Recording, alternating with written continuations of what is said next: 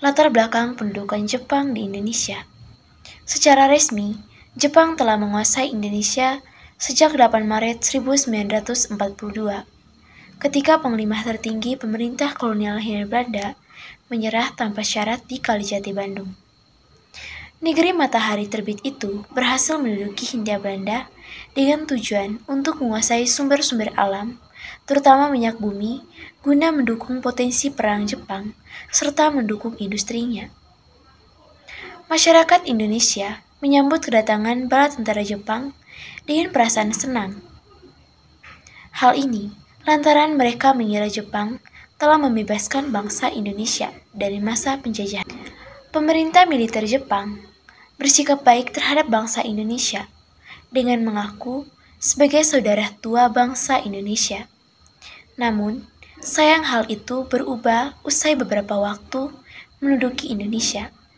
Upaya-upaya berlaku baik terus dilakukan pemerintah militer Jepang dengan membentuk organisasi yang akan memperkuat keyakinan Indonesia bahwa Jepang berada di pihaknya.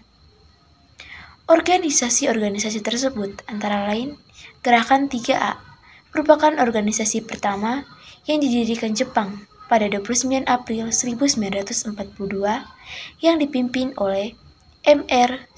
Syamsuddin.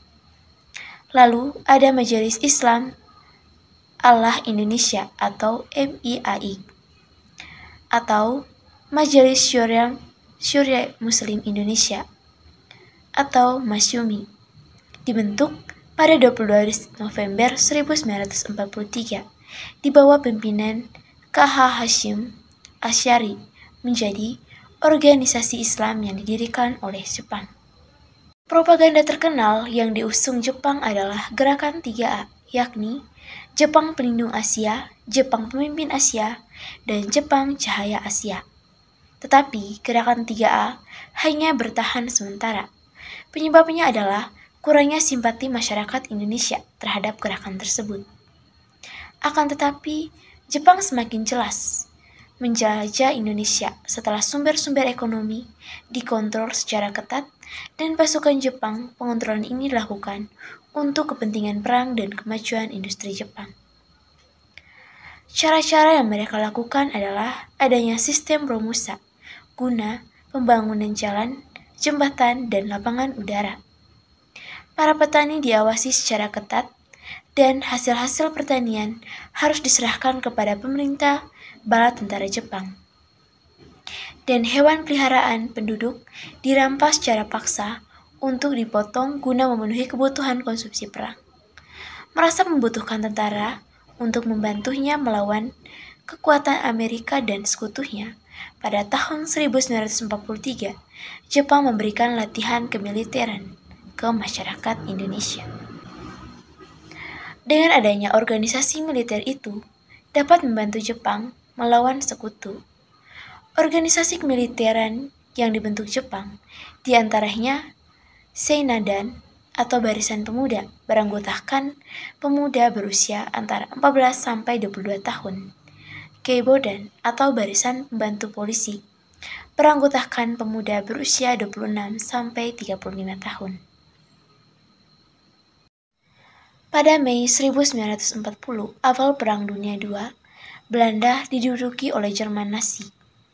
Hindia Belanda mengumumkan keadaan siaga dan mengalihkan ekspor untuk Kekaisaran Jepang ke Amerika Serikat dan Inggris.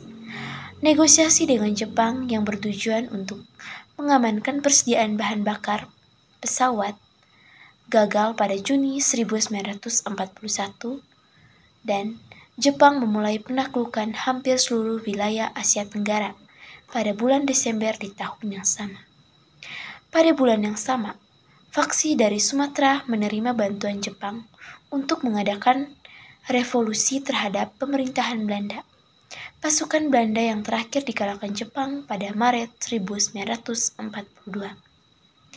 Pengalaman penduduk di bawah penguasaan Jepang bervariasi, tergantung tempat seseorang tinggal dan status sosial orang tersebut. Bagi yang tinggal di daerah yang dianggap penting dalam peperangan, mereka mengalami siksaan, terlibat perbudakan seks, penahanan tanpa alasan, dan hukuman mati, dan kejahatan perang lainnya. Orang Belanda dan campuran Indonesia Belanda merupakan target sasaran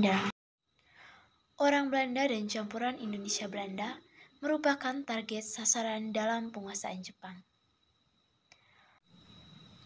Selama masa pendudukan, Jepang juga membentuk Badan Persiapan Kemerdekaan, yaitu BPUPKI, atau Badan Penyelidik Usaha-Usaha Persiapan Kemerdekaan Indonesia, atau Dokoritsu Zunbi Chosakai dalam bahasa Jepang. Badan ini bertugas membentuk persiapan-persiapan pra-kemerdekaan dan membuat dasar negara, dan digantikan oleh PPKI atau Dokoritsu Zunbi Linkai yang bertugas menyiapkan kemerdekaan. Kehidupan bangsa Indonesia di berbagai aspek. Yang pertama, aspek sosial. Pemerintahan Jepang saat itu mencetuskan kebijakan tenaga kerja Romusa. Penggerahan Romusa menjadi sebuah keharusan, bahkan paksaan. Hal tersebut membuat rakyat kita menjadi sengsara. Selain di Indonesia, rakyat kita juga dipekerja paksakan sampai ke luar negeri. Ada yang dikirim ke Vietnam, atau sekarang Myanmar, Muang Thai, atau Thailand dan Malaysia. Semua dipaksa bekerja sepanjang hari, tanpa diimbangi upah dan fasilitas hidup yang layak.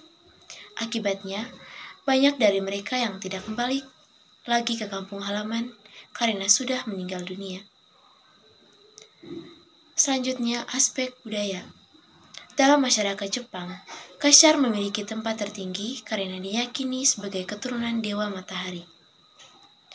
Jepang berusaha menerapkan nilai-nilai kebudayaannya kepada bangsa Indonesia, tetapi langsung mendapat pertentangan dan perlawanan dari masyarakat di Indonesia. Bangsa kita ini hanya menyembah Sang Pencipta, yaitu Tuhan Yang Maha Esa. Lalu yang ketiga, aspek pendidikan. Sistem pendidikan Indonesia pada masa pendudukan Jepang berbeda dengan masa pemerintah kolonial Hindia Belanda. Pada masa pendudukan Jepang, semua kalangan dapat mengakses pendidikan, sedangkan masa Hindia Belanda hanya kalangan atas atau bangsawan saja yang dapat mengakses. Akan tetapi, sistem pendidikan yang dibangun oleh Jepang itu memfokuskan pada kebutuhan perang. Meskipun akhirnya pendidikan dapat diakses oleh semua kalangan, tetapi secara jumlahnya sekolahnya menurun sangat drastis, dari semuanya 21.500 menjadi 13.500. Aspek ekonomi. Sewaktu Indonesia masih di bawah penjajahan Jepang, sistem ekonomi yang diterapkan adalah sistem ekonomi perang. Saat itu, Jepang merasa penting untuk menguasai sumber-sumber bahan mentah dari berbagai wilayah Indonesia. Tujuan Jepang melakukan itu untuk menghadapi Perang Asia Timur Raya sekuat. Wilayah-wilayah ekonomi yang sanggup memenuhi kebutuhannya sendiri atau yang diberi nama lingkungan kemakmuran bersama Asia Timur Raya merupakan wilayah yang masuk ke dalam struktur ekonomi yang direncanakan oleh Jepang. Di bidang moneter, pemerintah Jepang berusaha untuk mempertahankan nilai gulden Belanda. Hal itu dilakukan agar harga barang-barang dapat dipertahankan sebelum perang. Selanjutnya, aspek politik dan militer. Pada masa pendudukan Jepang, pemerintah Jepang selalu mengajak bekerja sama golongan-golongan nasionalis. Hal ini jelas berbeda dibandingkan pada masa pemerintahan Hindia Belanda.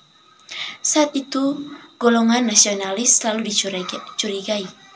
Golongan nasionalis mau bekerja sama dengan pemerintahan Jepang karena Jepang banyak membebaskan pemimpin nasional Indonesia dari penjara, seperti Soekarno-Hatta dan juga Syahrir. Lalu, apa tujuan Jepang mengajak kerjasama golongan nasionalis Indonesia? Hal ini karena Jepang menganggap bahwa golongan nasionalis ini memiliki pengaruh besar terhadap masyarakat Indonesia. Saat itu, Wakil Kepala Staf Tentara ke-16, Jenderal Harada Yoshikazu, bertemu dengan Hatta untuk menyatakan bahwa Jepang tidak ingin menjajah Indonesia, melainkan ingin membebaskan bangsa Asia. Karena itulah Hatta menerima ajakan kerjasama Jepang. Akan tetapi, Syahrir dan Dr. Tipjo Mangunkusumo tidak menerima tawaran kerjasama Jepang. Namun kemudian Jepang mengeluarkan undang-undang yang terkait pada bidang politik yang justru banyak merugikan bangsa Indonesia. Namun kemudian Jepang mengeluarkan undang-undang yang terkait pada bidang politik yang justru banyak merugikan bangsa Indonesia. Beberapa di antaranya, yang pertama, Undang-Undang Nomor 22 tanggal 8 Maret tahun 1942 tentang larangan kepada orang Indonesia untuk berserikat dan berkumpul. Yang kedua, Undang-Undang Nomor 3 tanggal 9 Mei tahun 1942 tentang larangan kepada orang Indonesia untuk memperbincangkan pergerakan atau propaganda perihal peraturan atau susunan negara. Lalu yang ketiga, Undang-Undang tanggal 22 Juli tahun 1942 tentang larangan pendirian organisasi yang bersifat politik.